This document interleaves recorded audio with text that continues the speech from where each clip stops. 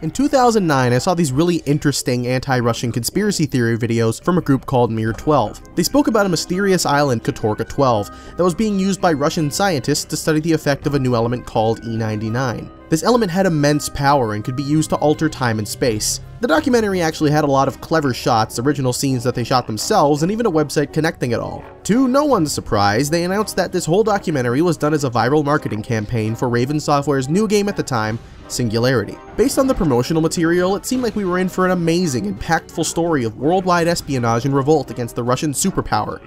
But what we got was almost the exact opposite. On the surface, Singularity appears to be a color-by-numbers shooter, consisting of 1 part silent protagonist, 1 part linear hallways, and 1 part overpowered, save-the-world, macho man heroism.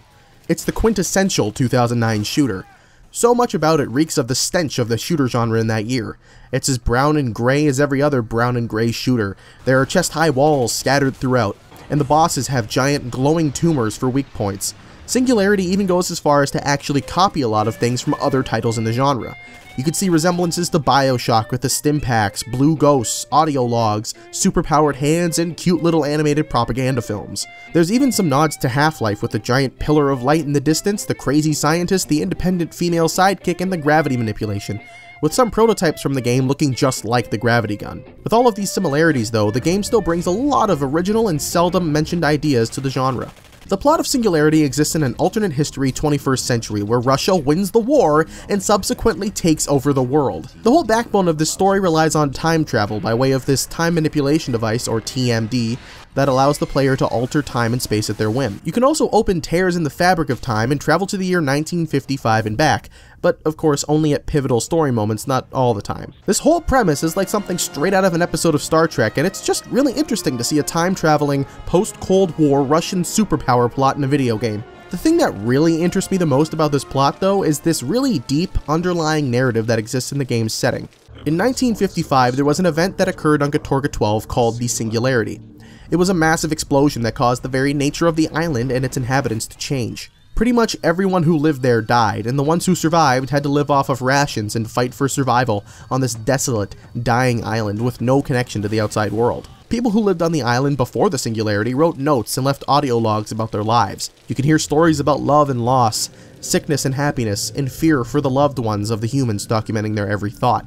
If you can get past the fact that all of these are written and recorded in English on an island ruled by the Russians, it's goddamn depressing, but that's the nature of Armageddon. It's sad. One section in particular that really caught me off guard and drew me into the game was the school that you have to travel through early on. You read notes about the way these kids were treated. They were forced to eat food laced with E99, and some of them were sectioned off in fear that the kids may be diseased with the dangerous element the island kept deep within. The part though that got me the most was right here in this little classroom.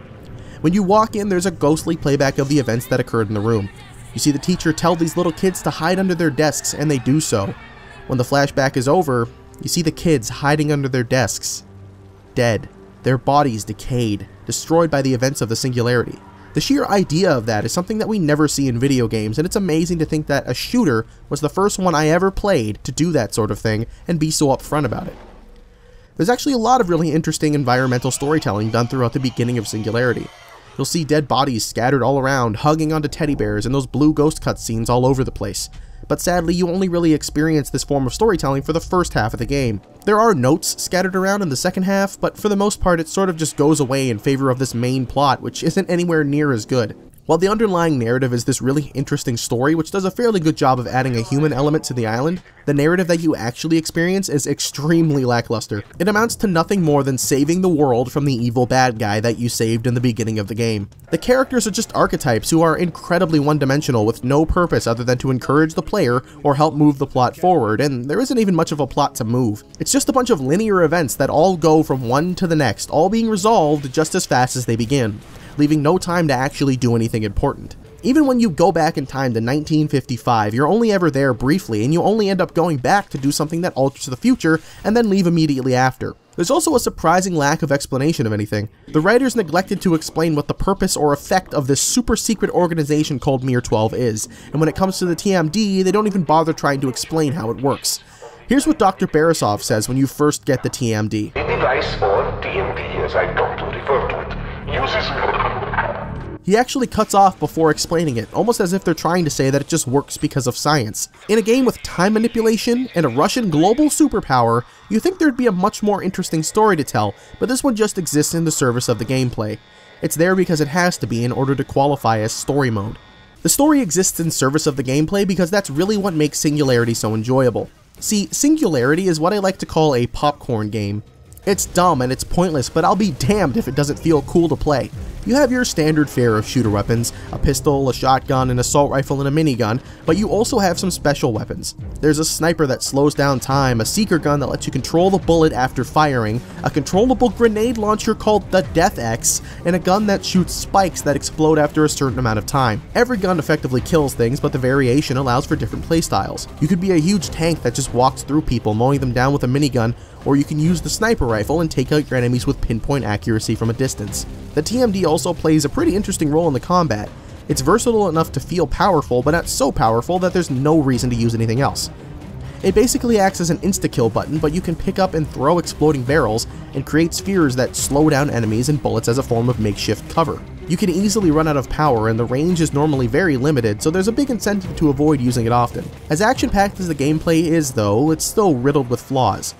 The mutated enemy AI is pretty complacent with just running towards you, while the soldier AI will stay in cover, but always be peeking out just enough for you to still get a shot. The soldiers don't even react to you spinning up your minigun within a foot of them, and even on the hardest difficulty, the challenge lies not in the enemies outsmarting you, but rather them just hitting harder. There's a lack of loading screens present, which is always a plus, but as a trade-off, you have to spend a lot of time riding elevators and walking through confined hallways and stairwells with nothing going on.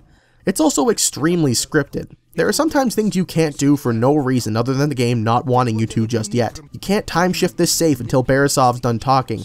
You can't snipe these enemies taking Catherine just because. It's a problem a lot of games that utilize scripted cutscenes have. They have to restrict the flow of gameplay to tell their stories, but it's exacerbated in Singularity because the TMD allows for the player to interact with objects whenever they choose. Restricting that ability at all takes the player out of the immersion and just feels extremely out of place. I cannot talk about this game without mentioning the ending, as it's probably the single most lazy thing I've ever experienced. There's no boss battle to test your skills and show what you've learned over all these hours. You just get a multiple choice button ending where you decide the outcome of this story. You can kill Demichev, the leader of the Russian superpower who's taken over the world and has been the antagonist for the entire game, doing everything in his power to try to kill you. Or you can kill the one person that's been helping you this whole time, Dr. Borisov. Or you can kill them both. There's no logical reason you would kill Borisov. He's done nothing to you the entire game.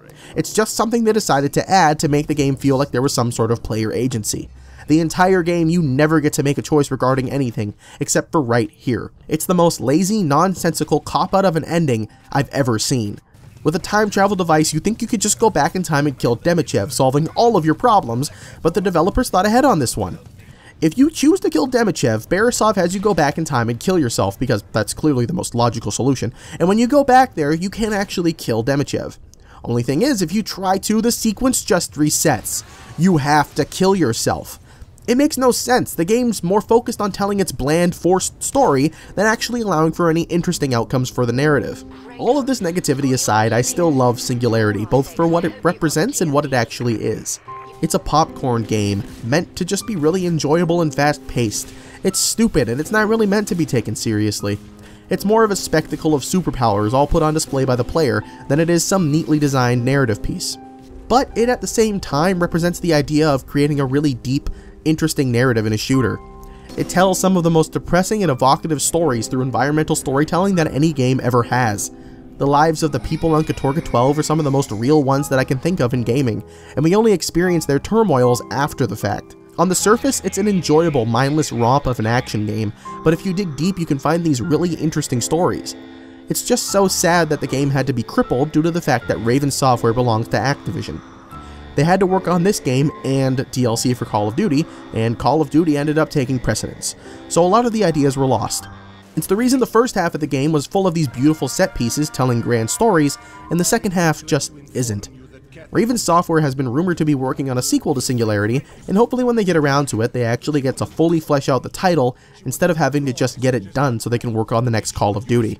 It's a short experience and you can complete it in about 5 hours, so if you're looking for something fun to play and you're interested in checking out a combat-centric shooter that does environmental storytelling really well, I highly recommend this trek through the island Lost in Time.